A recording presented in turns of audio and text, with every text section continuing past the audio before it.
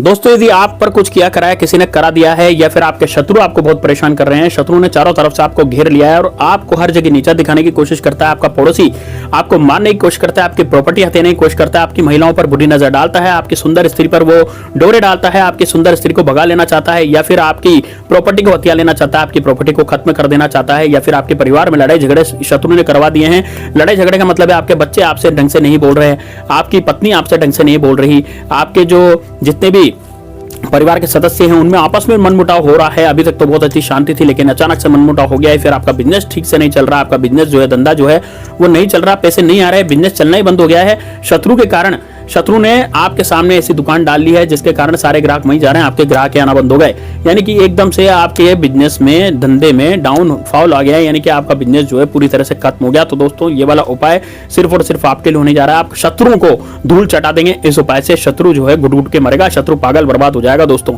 इतना जबरदस्त उपाय है, लेकिन दोस्तों किसी भी व्यक्ति को नुकसान पहुंचाने के लिए इस उपाय को नहीं किया जाएगा, शत्रुओं से बचने के लिए इस उपाय को किया जाएगा। आप अपने शत्रुओं से बचे रहेंगे और आपका शत्रु कुछ भी नहीं बिगाड़ पाएंगे आपका। तो ये वाला उपाय करना है दोस्तों। 4 उड़द का उपाय है।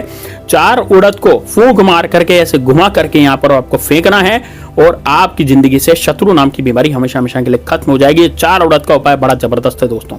4 उड़द के जो दाने हैं वो काले काले होते हैं, आपने देखे होंगे। पूरे उड़द लेने में, उड़द की दाल की बात नहीं कर रहा, मैं उड़द की बात कर रहा हूँ, जो पूरे उड़द होते हैं उनकी बात कर रहा हूँ। तो दोस्तों आपको सबसे पहले तो मैं आपको उपाय बताऊं उससे पहले आपको कमेंट बॉक्स में हर हर महादेव लिखना है और इस वीडियो को लाइक करना है। और यदि आप भगवान श्री राम के भक्त हैं तो जय श्री राम, जय बागेश्वर धाम सरकार कमेंट बॉक्स में जरूर लिखें। आपकी भगवान निश्चित रूप से सुनेंगे, हनुमान जी महाराज आपके साथ रहेंगे और भगवान भोलेनाथ तो आपके सामने निश्चित रूप से रहेंगे।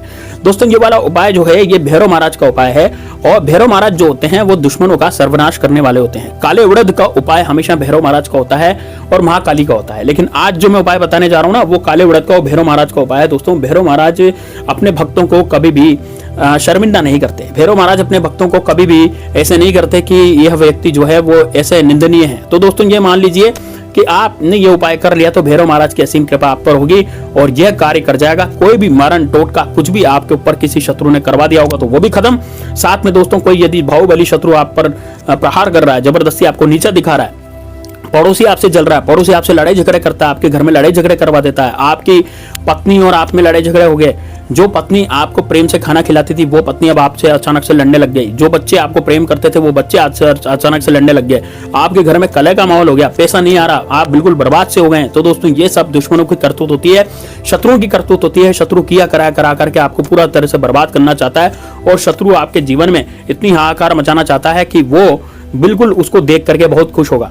यानी कि मान लीजिए बहुत से होते हैं, बहुत से लोगों की पत्नियां बहुत सुंदर आ जाती है, तब सुंदर पत्नी के कारण क्या होता है, पड़ोसी या आपसे सामने वाले या कोई ऐसा परिवार का सदस्य, मतलब बाहर के परिवार के लोग उनसे जलते हैं कि यार इस व्यक्ति की इतनी सुंदर पत्नी है, इस व्यक्ति की तो बहुत अच्छी वाइफ है, ये तो आराम से बहुत अच्छे मजे लेता होगा। ऐसे सोचते हैं लोग बाग, है ना, मैं नहीं सोच रहा है, ये लोग सोचते हैं। तो लोग सोचते हैं तो उसके कारण क्या है वो जलते हैं और जलने के कारण वो क्या करा ऐसा कराते हैं कि वो पत्नी उनसे लड़ने लग जाती है, रात्रि में मना कर देती है, वो कार्य जो पति पत्नी के बीच में होता है उसके लिए भी मना कर देती हैं। तो दोस्तों यदि ऐसा आपके साथ हो रहा है और परिवार में शांति नहीं है, सुख नहीं है, रात को 3 बजे अचानक से आपकी नींद खुल जाती है, रात को अचानक से आपको डर लगने लग जाता है, आप बिल्कुल परेशान हो जाते हैं कि यार अब मैं क्या करूं, यानी कि चारों तरफ से शत्रु जो है वो आपको पूरी तरह से परेशान करने में लगे हुए हैं। तो दोस्तों ये उड़द का जो उपाय होता है ना, इससे क्या होता है कि इससे भैरव महाराज प्रसन्न होते हैं और दोस्तों उसके बाद आपके जीवन से जो भी शत्रु होता है वो सारे के सारे शत्रु जो है वो डर के भाग खड़े होते हैं। इस कारण से ये वाला जो उपाय उड़द का है मैं आपको बताने जा रहा हूँ। अब दोस्तों उड़द का उपाय आपको किस दिन करना है, देखिए इसको करने का जो दिन है शनिवार है और बुधवार भी है और दोस्तों मंगलवार भी है, ठीक है ना।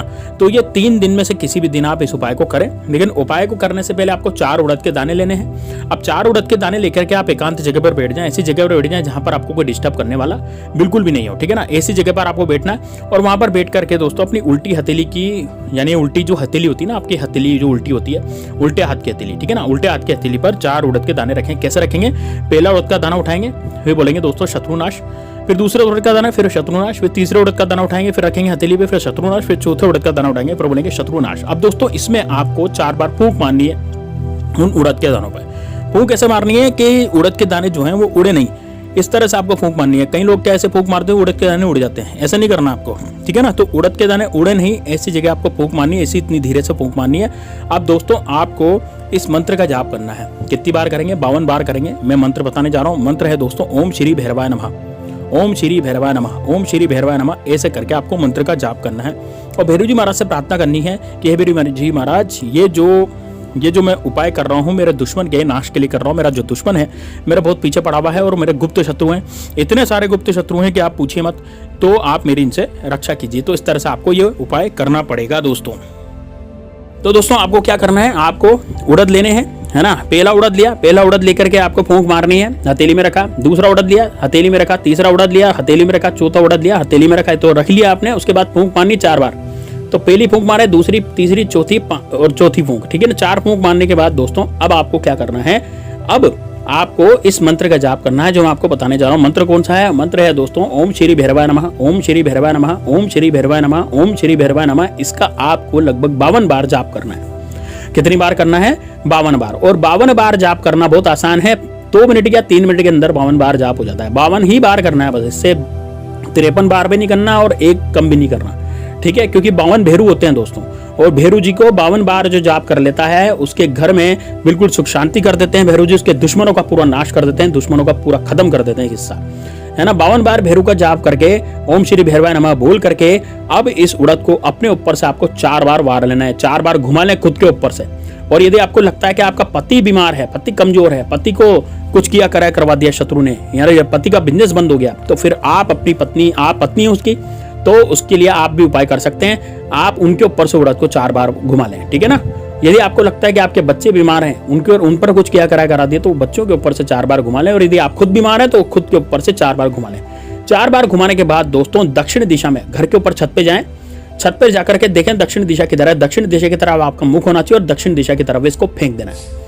अब बहुत से लोग कहेंगे कि गुरुजी हमारे तो छत पे जो है दीवार है, मतलब दक्षिण दिशा की तरफ जो है दीवार है, तो हम उड़द कहाँ फेंकें? देखिए, जिसके घर में दीवार है, छत पर जाकर के नहीं है रास्ता उड़द फेंकने का, तो आप घर से बाहर निकले और घर से बाहर निकल करके दक्षिण दिशा की तरफ, घर से बाहर निकलेंगे, सब तो चारों दिशाएं रहती है, तो दक्षिण दिशा की तरफ मुख करके उड़दों को फेंक दें। लेकिन एक बात का ध्यान रहे, यदि दक्षिण दिशा, घर से बाहर निकलने के बाद दक्षिण दिशा में आपका गेट है, आपका मेन गेट है, मुख्य द्वार है, तो फिर वहां नहीं फेंकना, थोड़ा आगे जाए और आगे जाकर के दक्षिण दिशा की तरफ आपको उड़द फेंक करके आ जाना है। या आपके घर के बाहर कोई गार्डन है, कोई पार्क है, कोई ऐसी जगह है जो खाली हो, वहां पर दक्षिण दिशा में मुख करके आपको उड़द फेंक देने हैं। आपका शत्रु इस लायक भी नहीं रहेगा कि आप पर कुछ किया कराया करा सके।